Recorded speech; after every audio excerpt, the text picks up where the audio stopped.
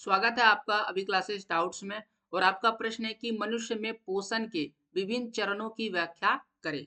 ये प्रश्न का उत्तर बड़ा है, क्योंकि ये प्रश्न आपको परीक्षा में 5 नंबर, अगर 5 नंबर के लिए पूछा जाएगा तो ये जवाब लिखना है, या तो 6 नंबर में पूछा जाएगा तो ये जवाब लिखना है। आइए सवाल का जवाब लिखते हैं। लिखेंगे मनुष्य में पोषण के विभिन्न चरण निम्नलिखित है। पहला चरण क्या होगा? अंतर्ग्रहण। दूसरा चरण क्या होगा? पाचन। तीसरा चरण क्या होगा? अवशोषण। चौथा चरण क्या होगा? स्वांगीकरण। और पांचवा चरण क्या होगा? बहिष्करण। तो इस प्रकार से 5 चरण है। तो 5 नंबर में अगर यह प्रश्न पूछता है तो 5 पॉइंट लिखना है, और अगर 6 नंबर में पूछेगा तब भी आपको इतना ही लिखना है। अब एक एक करके सारे समझ लीजिए। अंतर्ग्रहण मतलब भोजन को शरीर के भीतर अर्थात आहार नाल तक पहुंचाने की प्रक्रिया को अंतर्ग्रहण कहा जाता है। इसका सीधा सीधा प्रक्रिया है भोजन को खाना, और यह भोजन प्रक्रिया का प्रथम चरण है। ओके। अब दूसरा सुन लीजिए। पाचन।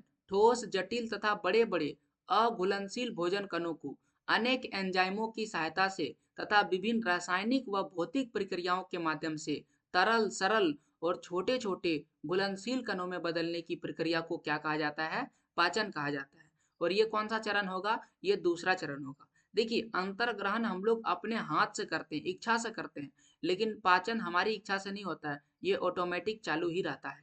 अब सुनिए अवशोषण। भोजन के कण छोटे छोटे हो जाते हैं, तो छोटी आंत की दीवार से गुजरते हुए खून में मिल जाते हैं, और यह प्रक्रिया अवशोषण कहलाती है।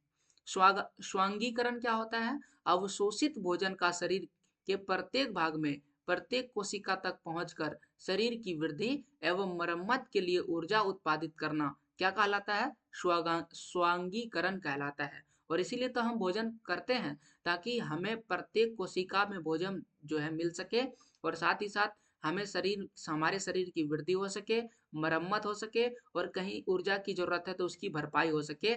इन सभी प्रक्रिया के लिए जो चीज होता है हमारे शरीर के अंदर, उसे हम स्वांगीकरण कहते हैं। और अंतिम प्रक्रिया है बहिष्करण। मल के रूप में अनपचे भोजन, यानी वैसा भोजन जो नहीं पचा और जो हमारे शरीर के किसी काम में नहीं आ सका, गुदा मार्ग द्वारा शरीर से बाहर निकालने की प्रक्रिया क्या कहलाता है? बहिष्करण कहलाता है। तो ये हो गया मनुष्य के भोजन के वे 5 चरण। तो कैसा लगा जवाब जरूर बताइएगा कमेंट करके। और साथ ही साथ आप याद रखिएगा, इसको आपको पॉइंट बाय पॉइंट ही परीक्षा में लिखना है। पूरा वीडियो देखें तो आपका बहुत बहुत धन्यवाद। और क्लास 10th में अगर आप पढ़ रहे हैं और साइंस का क्वेश्चन आंसर ढूंढ रहे हैं बहुत सारा, तो आपको कुछ नहीं करना है, डिस्क्रिप्शन में पड़े हुए लिंक से आप वीडियो को देख सकते हैं।